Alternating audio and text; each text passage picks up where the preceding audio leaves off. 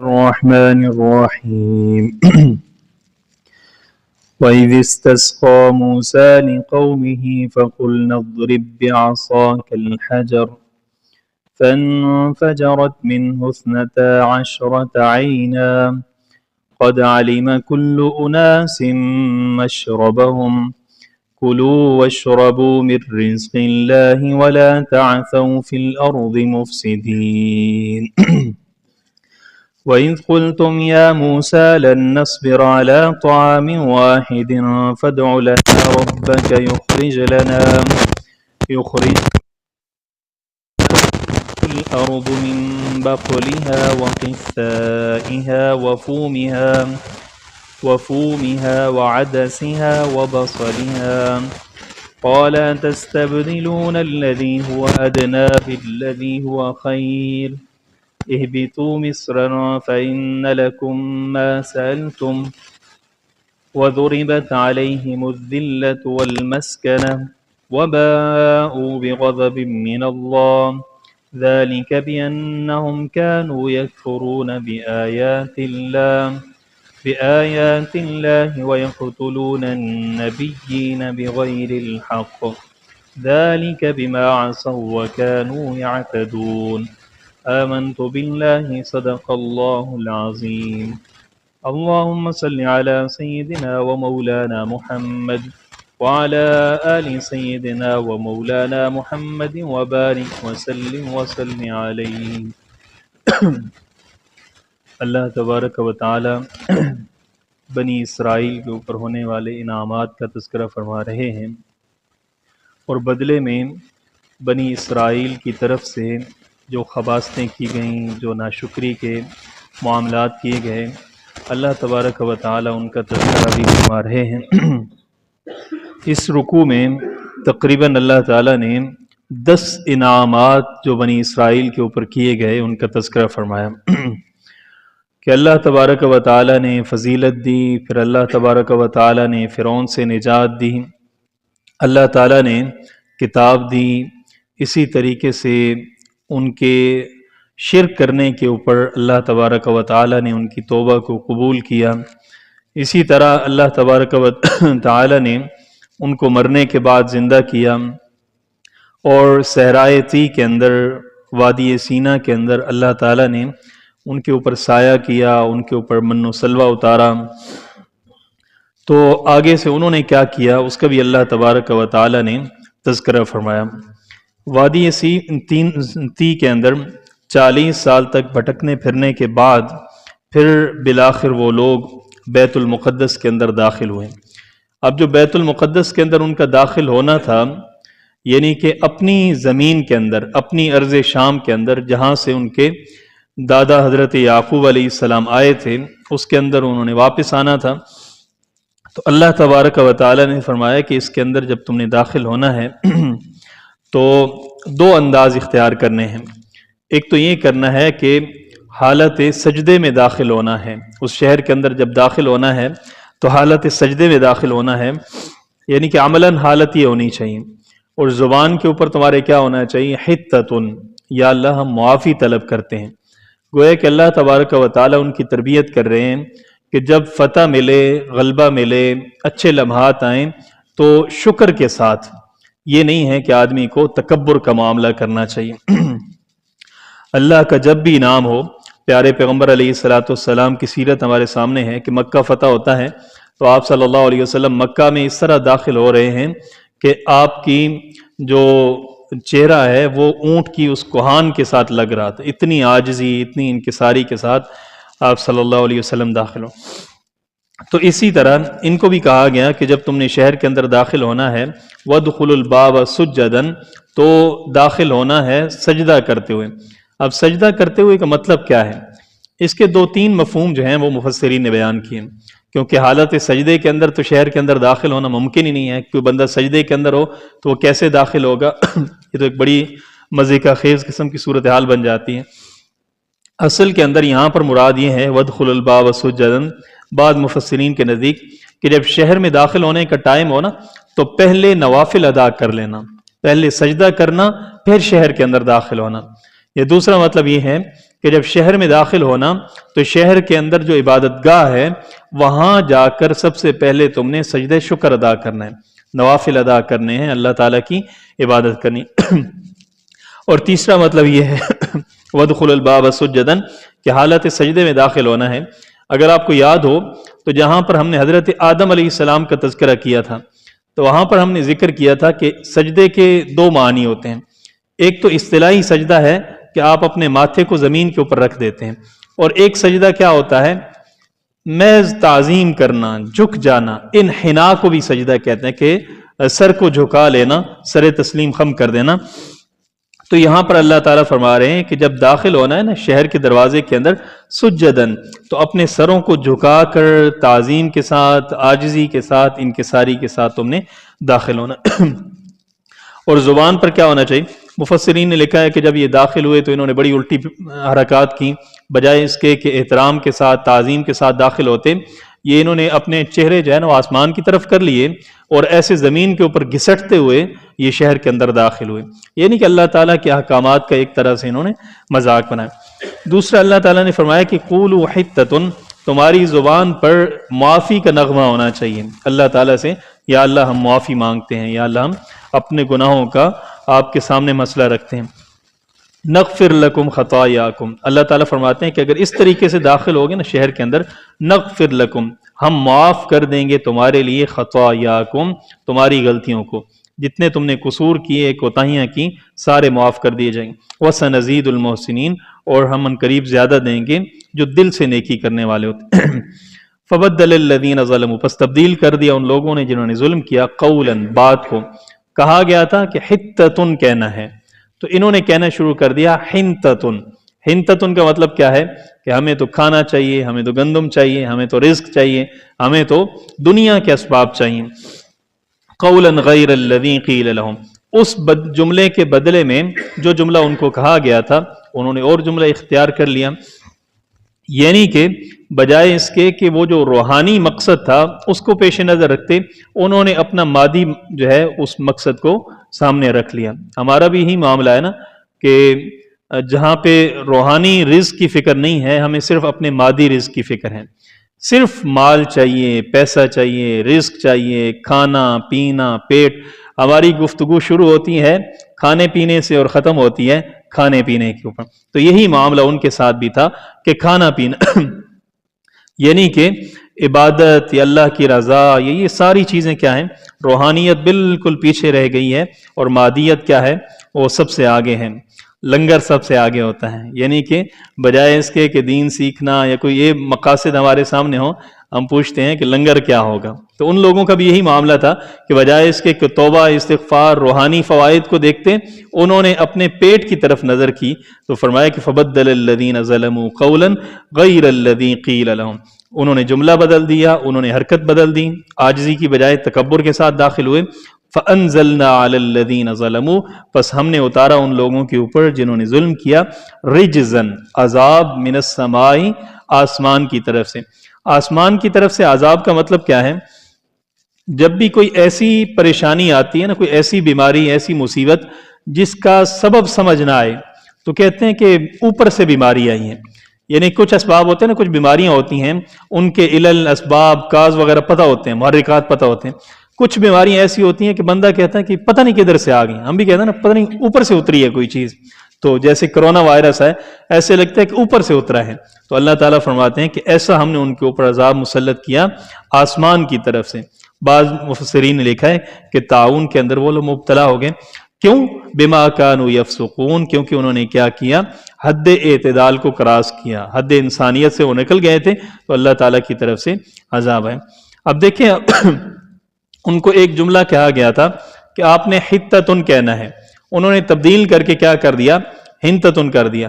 اور ہم نے جو پوری شریعت تبدیل کر رکھی ہے، نت نئی، مطلب دین کے اندر نئی سے نئی چیزیں، جو چیزیں اللہ نے بیان کی ہیں، اللہ کے رسول نے بتائی ہیں، ان کی جگہ پر ہم تبدیل کر کے کیا کر رہے ہیں، سنت کی جگہ پر نت نئی بدعات جو ہیں وہ جنم لے رہی ہیں۔ تو مستحق تو ہم بھی عذاب کے ہیں، لیکن یہ پیارے پیغمبر علیہ الصلوۃ والسلام کی دعا ہے کہ ہمارے اوپر عذاب آتا نہیں ہے۔ ایک جملہ بدلا انہوں نے، اللہ کا عذاب آ گیا، اور ہم کیا کر رہے ہیں، پورے دین کو بدل رہے ہیں۔ وَإِذِ اسْتَسْقَىٰ، اگلی نعمت کا اللہ تعالیٰ ذکر فرما رہے ہیں۔ قرآن کے اندر آپ دیکھیں گے ایک چیز کہ قرآن کے اندر جو واقعات ہوتے ہیں نا وہ اس طرح نہیں ہوتے جس طرح کسی ناول کے اندر، سٹوری کے اندر، کہانی کے اندر ہوتے ہیں، بلکہ ایسے ہوتا ہے کہ واقعات کا کچھ تذکرہ اللہ تعالیٰ پہلے کر دیتے ہیں، کچھ بعد میں کر دیتے ہیں، کچھ کو اللہ تعالیٰ چھوڑ دیتے ہیں۔ کبھی کبھی اللہ تعالیٰ واقعے کی جو انتہا ہوتی ہے اس کو بیان کر دیتے ہیں، ابتدا کو چھوڑ دیتے ہیں، کبھی ابتدا کو بیان کر دیتے ہیں، آخر کو چھوڑ دیتے ہیں، کبھی درمیان کو بیان کر دیتے ہیں۔ واقعات اس طرح ترتیب کے ساتھ جس طرح عام کتابوں کے اندر ہوتا ہے، قرآن کے اندر ایسا نہیں ہوتا، بلکہ اللہ تعالیٰ حکمت کے تحت کچھ واقعات کو ابتدائی واقعات بعد میں بیان کر دیتے ہیں، بعد والے پہلے کر دیتے ہیں۔ اب یہاں پر آپ دیکھیں گے وَإِذِ اسْتَسْقَىٰ، اور جب پانی مانگا موسیٰ علیہ السلام نے لِقَوْمِهِ، اپنی قوم کے لیے۔ اب جب یہ وادی طی کے اندر آئے، اس صحرائے سینا کے اندر آئے، تو وہاں پر تو دور دور تک پانی کا نام و نشان نہیں تھا، ریت ہی ریت ہے، صحرا ہی صحرا ہے۔ تو انہوں نے آ کر حضرت موسیٰ علیہ السلام سے کہا کہ آپ دعا کریں کہ اللہ تعالی ہمیں یہاں پر ہمارے لیے پانی کا انتظام کر دیں، دور دور تک پانی نہیں ہے، صحرا ہے، تو ہمیں تو پیاس ستا رہی ہے۔ بلکہ بائبل کے اندر تو بڑے عجیب و غریب واقعات آتے ہیں کہ انہوں نے آ کر حضرت موسیٰ علیہ السلام کے اوپر پل پڑے، بڑی بدتمیزی کی، اور آ کر کہا کہ آپ ہمیں وہاں سے لے کے آ گئے، اب ہم یہاں پر مرنے کے لیے صحرا کے اندر، ریت کے اندر آ گئے ہیں، تو آپ پانی مانگیں، پانی کے بغیر تو ہم رہ نہیں سکتے۔ تو حضرت موسیٰ علیہ السلام نے اللہ تعالیٰ سے جو التجا کی بائبل کے مطابق، انہوں نے کہا کہ یا اللہ یہ لوگ تو مجھے پتھر مار مار کے سنسار کر دیں گے، یا اللہ ان کے لیے بارش کا، پانی کا انتظام فرما دیں۔ یعنی کہ اتنی بدتمیزی کی انہوں نے حضرت موسیٰ علیہ السلام سے۔ تو حضرت موسیٰ علیہ السلام نے پھر پانی مانگا، وَإِذِ اسْتَسْقَىٰ، اور جب پانی مانگا۔ عربی کے اندر آپ دیکھیں گے عموماً لفظ کے شروع کے اندر اگر الف اور سین ہو، یعنی کہ یہاں پر ہے استسقاء، تو شروع کے اندر اگر الف اور سین ہو نا تو اس کے اندر طلب پائی جاتی ہے، ڈیمانڈ کا مادہ پایا جاتا ہے۔ استسقاء پانی طلب کیا۔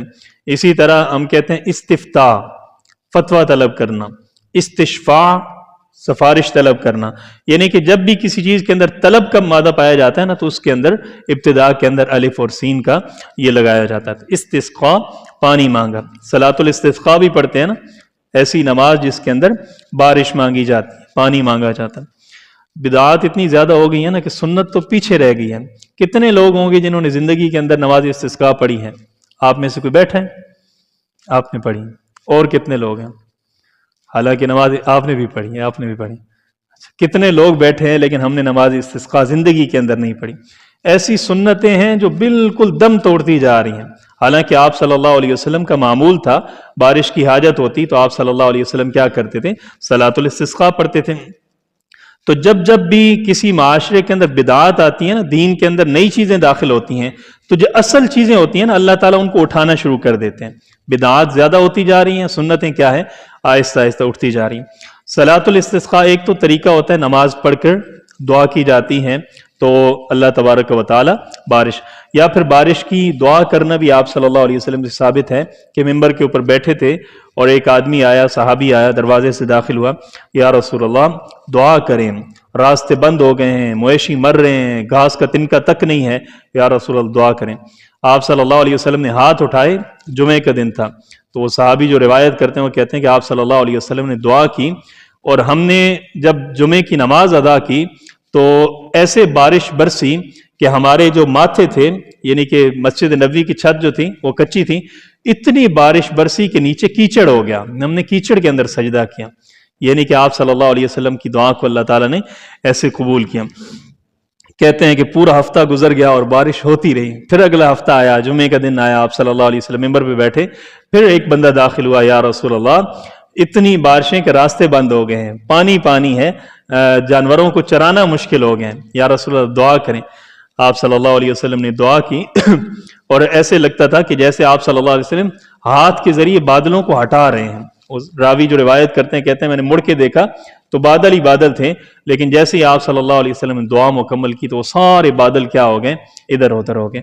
تو دعا ایک تو صلاۃ استسقاء پڑھنا، دوسرا صرف دعا کرنا، تیسرا یہ ہے کہ آپ نوافل پڑھتے ہیں، نوافل پڑھنے کے بعد دعا کرنا، تو تینوں طریقے سے یہ بارش کی دعا کی جا سکتی ہے۔ وَإِذِ اسْتَسْقَىٰ مُوسَىٰ لِقَوْمِهِ فَقُلْنَا، پس ہم نے کہا اضرب، آپ ماریے بِعَصَاكَ، اپنے عصا کو، अपनी लाठी को अल हजर पत्थर के ऊपर मारे। फन फजरत, हजरत मूसा अलैहिस्सलाम का वो जो आसा था उन्होंने पत्थर के ऊपर मारा। अब वो पत्थर कौन सा है, तो आमतौर पर मुफस्सिरीन इसी तरफ गए हैं कि कोई एक पत्थर था जो वहां पर सहराए सीना के अंदर मौजूद था, हजरत मूसा अलैहिस्सलाम ने उसके ऊपर अपनी लाठी मारी।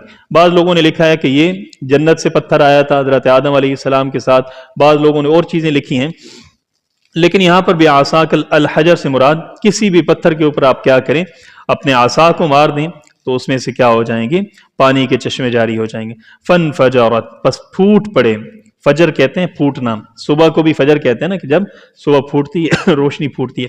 फन फजरत, बस फूट पड़े, मिन हो उसमें से, उस पत्थर में से, इफ्नता दो, अशरता 10, आईना चश्मे, अल्लाह ताला ने 12 चश्मे, 10 और 2 चश्मे अल्लाह ताला ने उस पत्थर में से जारी कर दिए। बाज जो अंग्रेज है ना जिन्होंने तर्जुमा किया है और इसके ऊपर कुरान के ऊपर रिसर्च की है, उन्होंने लिखा है, वहां पर जाकर तहकीक की है, तो वो कहते हैं कि अभी भी सहराए सीना के अंदर एक पत्थर ऐसा मौजूद है कि जिसके अंदर 12 छोटे छोटे सुराख हैं, यानी कि सुराख हैं, और कहा जाता है कि ये वो पत्थर है जिसके ऊपर हजरत मूसा अलैहिस्सलाम ने अपना आसा मारा था। तकरीबन 15-16 फुट का वो पत्थर है और उसके अंदर अभी भी वो निशानात मौजूद हैं। अब देखें ना, पत्थर हजरत मूसा अलैहिस्सलाम का आसा है और किस मकसद के लिए इस्तेमाल होता है। अल्लाह ताला ने पूछा कि आप इसके साथ क्या करते हैं, तो हजरत मूसा अलैहिस्सलाम ने बताया कि या अल्लाह, इसके साथ मैं टेक लगाता हूँ, इसके साथ मैं जानवर चराता हूँ, इसके साथ मैं पत्ते उतारता हूँ। और वही आसा है, उसको हजरत मूसा अलैहिस्सलाम क्या करते हैं, पानी के ऊपर मारते हैं तो वो क्या हो जाता है, कत्तौदिल आज़ीम, बड़े बड़े जिस तरह पत्थर के बुलाक होते हैं ना, अल्लाह ताला ने वो कर दिया, और पत्थर के ऊपर मारा तो वो क्या हो गया, वहां से पानी जारी हो गया। तो असा तो वही है ना, लाठी तो वही है। असल चीज क्या है, असल चीज फकुलना, हमने कहा, अल्लाह ताला ने फरमाया। और वो जो आम सी लाठी थी बज़ाहिर, वो जब अल्लाह ताला हुक्म देते हैं कि आप इसको डालें, ये सांप बन जाएगी, आप इसको उठा लें, अब ये आसा बन जाएगा, आप इसको मारें, पत्थर में से, उसमें से पानी में से रास्ते बन जाएंगे, पत्थर के ऊपर मारें, इसमें से पानी के चश्मे जारी हो जाएंगे। तो असल चीज क्या है, वो अल्लाह ताला का हुक्म है, अल्लाह ताला के हुक्म से वो आसा क्या कर रहे हैं, काम कर रहे हैं। फन फजरत मिन हुस्नता। अच्छा, 12 चश्मे क्यों बने, उसकी वजह ये है कि वो लोग चूंकि 12 हिस्सों के अंदर तकसीम थे, 12 कबाइल थे ना, तो अल्लाह ताला ने 12 हिस्सों के अंदर उनके अलग अलग चश्मे जारी कर दिए ताकि उनकी आपस के अंदर लड़ाई ना होती रहे, आपस के अंदर इत्तेफाक तो उनका बड़ा था ना। कद आलिमा, तहकीक जान लिया, कुल्लु उनासिन, हर एक कबीले ने, हर एक गिरोह ने, मशरबहुम, अपने पीने क्या, अपने पीने की जगह, जहां से पानी पीना था, 12 चश्मे, 12 कबीले अपनी अपनी जगह से वो क्या करते थे, पानी पीते थे। तो ये हजरत मूसा अलैहिस्सलाम का मौजज़ा। यहाँ पर लोगों ने बड़ी तावीलें की हैं, बड़े अजीब व गरीब अंदाज के अंदर उन्होंने कुरान की तफसीर करने की कोशिश की है। सर सैयद अहमद खान ने यहाँ पर लिखा है कि फ़कुल नज़रिब बिआसाकल हजर, असल के अंदर हजरत मूसा अलैहिस्सलाम को अल्लाह ताला ने फरमाया कि आप इस लाठी को टेकें और करीबी पहाड़ के ऊपर चढ़ जाएं, और वहां पर क्या है, चश्मे हैं। तो ये क्या है, ऐसे ही मरूब होकर मौजज़ात का इनकार करना, तो ये कुरान की तफसीर बिल्कुल गलत है, ये हजरत मूसा अलैहिस्सलाम का मौजज़ा था। क़द आलिम कुल्लु उनासिन मशरब, तहकीक जान लिया, कुल्लु उनासिन, हर एक गिरोह ने, मशरबहुम, अपनी वो जो घाट थी, पानी पीने की जगह थी। कुलू, अल्लाह ताला ने फरमाया खाओ, वशरबू, और पियो, मिर रिज़्क़िल्लाह, अल्लाह ताला के रिज़्क़ में से, अल्लाह ताला ने रिज़्क़ की निस्बत अपनी तरफ की। वला ताअसौ फिल अर्दि मुफ़सिदीन, और न फिरो फिल अर्दि, ज़मीन के अंदर, मुफ़सिदीन, फसाद करते हुए। अच्छा, आप देखें पीछे भी कुलू वशरबू का तज़किरा आया ना, कहाँ पे आया, आयत नंबर 57 के अंदर आया, कुलू मिन तय्यिबात, खाओ पाकीज़ा चीज़ों में से जो हमने अता किया। उसके बाद आता है अगली जो आयत है, कौन सी आयत नंबर है जी, 58 में, वइज़ क़ुलना उदख़ुलू हाज़िहिल क़रया फ़कुलू मिन्हा, उसमें से क्या करो, आप खाओ। यहां पर फरमाया कि कुलू वशरबू, खाओ पियो, वहां पीने का जिक्र नहीं है, पीने का जिक्र सिर्फ यहां पर है। वजह क्या है, किसी को समझ आई है?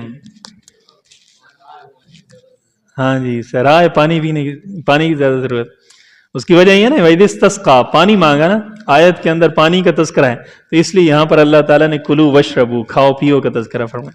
تو یہ قرآن ہے، کلو وشربو من رزق اللہ ولا تعصوا، کھاؤ پیو من رزق اللہ، اللہ تعالیٰ کے رزق میں سے، ولا تعصوا، اور نہ چلو فی الارض، زمین کے اندر، مفسدین، فساد کرتے ہوئے۔ اللہ تعالیٰ نے اس لیے تذکرہ فرمایا کہ دیکھو کھانے پینے کے بعد جب بندے کا پیٹ بھر جاتا ہے نا، پھر بندہ فسادی ہو جاتا ہے۔ جب خوشحالی آتی ہے، مال آتا ہے، رزق آتا ہے، تو پھر بندے کے اندر کیا آ جاتے ہیں؟ وہ جو پیٹ بھرے کے چونچلے ہوتے ہیں نا، وہ شروع ہو جاتے ہیں۔ اللہ تعالیٰ نے فرمایا کھاؤ پیو، لیکن جو خوشحالی کی وجہ سے چونچلے آتے ہیں نا، فساد آتا ہے، بگاڑ آتا ہے، وہ نہیں آنا چاہیے۔ آپ صلی اللہ علیہ وسلم نے فرمایا نا قیامت کے قریب خوشحالی ہوگی، اور ایک بندہ جو ہے وہ ٹیک لگا کر بیٹھا ہوگا، پاؤں پھیلا کر ٹیک لگا کر بیٹھا ہوگا، اور کوئی بندہ آئے گا اور اس کو آ کر کہے گا کہ فلاں بات آپ صلی اللہ علیہ وسلم نے اس طرح فرمائی ہے، تو وہ آگے سے کہے گا کہ حسبنا کتاب اللہ، ہمارے لیے اللہ کی کتاب کافی ہے۔ یعنی کہ حدیث کا انکار کرے گا وہ جو آپ صلی اللہ علیہ وسلم نے فرمایا کہ وہ ٹیک لگا کر بیٹھا ہوگا، پاؤں پھیلا کر بیٹھا ہوگا، مطلب یہ ہے کہ خوشحالی کا زمانہ ہوگا، یعنی کہ مال کی کثرت، پیسے کی کثرت، رزق کی کثرت، اور پیٹ بھرا ہوا، تو پھر بندے کے ذہن کے اندر اس طرح کے لغو خیالات آتے ہیں، پھر آدمی کیا کرتا ہے؟ چیزوں کا انکار کرنا شروع کرنا۔ وَلَا تَعْثَوْا فِي الْأَرْضِ مُفْسِدِينَ، نہ پھرو زمین کے اندر مفسدین، فساد کرتے ہو۔ وَإِذْ قُلْتُمْ يَا مُوسَىٰ، اور جب تم نے کہا یا موسیٰ، اے موسیٰ، لن نصبر، ہم صبر نہیں کریں گے، علی طعام، کھانے کے اوپر، واحد، ایک کھانے کے اوپر۔ ایک اور بنی اسرائیل کی جو خباثت ہے اس کا اللہ تعالیٰ تذکرہ فرما رہے ہیں۔ لن نصبر، ہرگز صبر نہیں کریں گے، علی طعام، کھانے کے اوپر، واحد، ایک کھانے کے اوپر، فادع لنا، پس ہمارے لیے آپ دعا کریں، ربک، اپنے رب سے، یخرج لنا، کہ وہ نکالے ہمارے لیے، مما، اس میں سے، تنبتو، جو اگاتی ہے، الارض، جو زمین اگاتی ہے نا، آپ اس میں سے اللہ تعالیٰ سے مطالبہ کریں کہ ہمارے لیے وہ چیزیں ہونی چاہیے، کیونکہ یہ لوگ صحرائے سینا کے اندر تھے، اور کھانے پینے کے لیے ان کے لیے کیا چیز تھی؟ من و سلوہ اتر رہا تھا، بٹیرے آ رہے تھے، اسی طرح وہ من تھا، حلوہ تھا، تو انہوں نے کہا کہ ایک کھانا جو ہے اس کے اوپر تو ہم اکتفا نہیں کرتے، آپ اللہ تعالیٰ سے دعا کریں کہ ہمارے لیے اور چیزیں ہونی چاہیے۔ اچھا کھانا ایک تو نہیں تھا، دو کھانے تھے نا، من اور سلوہ، تیتر بٹیر تھے اور حلوہ تھا، تو انہوں نے یہ کیوں کہا کہ طعام واحد، ایک کھانا؟ مراد یہ ایک ہر روز ایک طرح کا کھانا، یعنی کہ ہیں تو دو کھانے لیکن ہر ٹائم وہی ایک کھانا کھایا جا رہا ہے، تو اس کے اوپر ہم اکتفا نہیں کریں۔ فادع لنا، بس آپ ہمارے لیے کیا کریں؟ اپنے رب سے دعا کریں۔ اس سے پتہ چلتا ہے کہ دعا کسی سے بھی کروائی جا سکتی ہے، قرآن سے یہ چیز ثابت ہے، بلکہ حدیثوں کے اندر تو اس چیز کا بہت زیادہ تذکرہ آتا ہے کہ آپ کسی نیک بندے سے، کسی بڑے بزرگ سے جا کر دعا کروا سکتے ہیں، بلکہ اس کے اندر یہ بھی قید نہیں ہے کہ اپنے سے کسی بڑے سے جا کر دعا کرنا، آپ اپنے سے کسی چھوٹے سے بھی دعا کروا سکتے ہیں۔ 9 ہجری کے اندر حضرت عمر رضی اللہ تعالیٰ عنہ عمرے پہ جانے لگے تو آپ صلی اللہ علیہ وسلم نے فرمایا کہ لا تنسانا فی دعائک یا اخی، اے میرے چھوٹے بھائی اپنی دعاؤں کے اندر ہمیں یاد رکھنا، یعنی کہ آپ صلی اللہ علیہ وسلم حضرت عمر کو کہہ رہے ہیں کہ آپ ہمیں اپنی دعاؤں کے اندر کیا کرنا ہے؟ یاد رکھنا ہے۔ اور کیا فرمایا کہ یا اخیہ، اے میرے چھوٹے بھائی۔ حضرت عمر رضی اللہ تعالیٰ عنہ کہا کرتے تھے کہ پوری زندگی خوشیاں ایک طرف، اور آپ صلی اللہ علیہ وسلم کا یہ فرمانا کہ اے میرے چھوٹے بھائی، یہ خوشی ایک طرف، تو دعا کسی سے بھی کروائی جا سکتی ہے۔ فادع لنا، ہمارے لیے دعا کریں، یخرج لنا، کہ وہ نکالے ہمارے لیے اللہ تعالیٰ، مما تنبت الارض، ان چیزوں میں سے، تنبت الارض، جو زمین اگاتی ہے، من بقلہا، اس کی ترکاریوں میں سے، یعنی کہ جو سبزیاں اگتی ہیں زمین سے، وقثائہا، اور ککڑی، ککڑی کس کو کہتے ہیں؟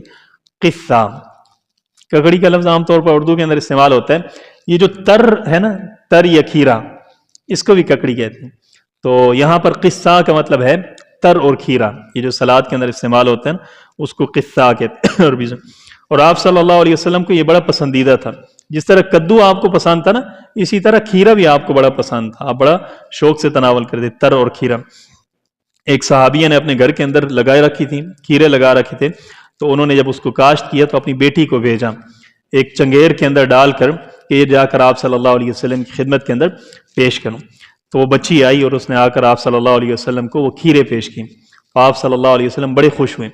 آپ نے فرمایا کہ یہ جو چنگیر ہے نا، اس کو تم حجرے کے ایک کنارے پر خالی کر دو، اور دوسری طرف سونا پڑا ہے، تو آپ صلی اللہ علیہ وسلم نے وہ سونا اٹھا کر اس چنگیر کے اندر ڈالا اور فرمایا کہ یہ لے کر جاؤ، یعنی کہ جتنی وہ بری ہوئی وہ کھیرے کی تھی اس کے بدلے میں آپ صلی اللہ علیہ وسلم نے سونا دیا. تو کوئی آدمی دے گیا تھا صدقے، تو آپ صلی اللہ علیہ وسلم نے اس کو دے دیا. وَقِثَّائِهَا وَفُومِهَا، اور وہ جو زمین اگاتی ہے، فومِهَا، فوم کے دو ترجمے کیے گئے.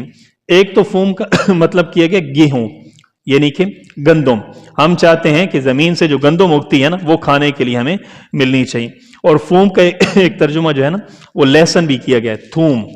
تھوم، یہ لگتا ہے تھوم بھی جو ہے نا عربی سے آیا ہے، ہم تھوم کہتے ہیں تو عربی کے اندر اس کو کیا کہتے ہیں، فوم کہتے ہیں. وہ فومہا، تو لہسن ہونا چاہیے. وہ عدسہا، اور مسور کی دال ہونی چاہیے. وہ بصلہا، اور پیاز ہونے چاہیے. یعنی کہ جو سبزیاں اگتی ہیں نا، اللہ تعالیٰ سے دعا کریں کہ ہمیں سبزیاں ملنی چاہیے، ہمیں یہ جو من و سلوہ ہے نا یہ نہیں چاہیے، اس کا متبادل چاہیے. اصل وجہ یہ تھی کہ یہ لوگ رہتے تھے وہاں پر مصر کے اندر جہاں پر رہتے تھے، تو ان کو بڑی زرخیز زمین وہاں کے بادشاہ نے دی تھی، وہاں پر یہ سبزیاں کاشت کیا کرتے تھے. تو اب ان کے ذہن کے اندر پھر وہ یاد تازہ ہو گئی، تو کہنے لگے کہ ہمارے لیے کیا ہونا چاہیے، سبزیوں کا انتظام ہونا چاہیے. تو جن کو ذوق ہوتا ہے نا، شوق ہوتا ہے، شہروں کے اندر آ جاتے ہیں، لیکن پھر بھی وہ کیا کرتے ہیں، ان کی کوشش ہوتی ہے کہ تھوڑی بہت ہم سبزیاں لگاتے رہیں. وہ حدیث کے اندر آتا ہے نا، آپ صلی اللہ علیہ وسلم نے فرمایا کہ ایک جنتی کی خواہش ہوگی کہ میں کیا کروں، یہاں پر کھیتی باڑی کروں. تو اللہ تعالیٰ کے حکم سے جنت کے اندر وہ کیا کریں گے، کھیت کا اللہ تعالیٰ انتظام کر دیں گے، وہاں پر فصل لگ جائے گی، پھر وہ کاشت ہو جائے گی، سارا انتظام ہو جائے گا. تو آپ صلی اللہ علیہ وسلم کی خدمت کے اندر ایک آدمی بیٹھا تھا، اس نے کہا یا رسول اللہ، یہ جو وہاں پر مطالبہ کرنے والا ہوگا نا، یہ ضرور مدینے کا انصاری ہوگا، کیونکہ یہ کھیتی باڑی کرتے تھے نا، اور مہاجر کھیتی باڑی نہیں کرتے تھے. تو یا رسول اللہ، یہ جو مطالبہ کرنے والا ہے نا، جس کے دل کے اندر خواہش پیدا ہوگی، یہ ضرور کوئی انصاری ہوگا. فرمایا کہ وعدسہا وبصلہا قال اتستبدلون الذی هو ادنی بالذی هو خیر اہبطوا مصرا. انشاءاللہ اس سے آگے کل کریں گے. اللہ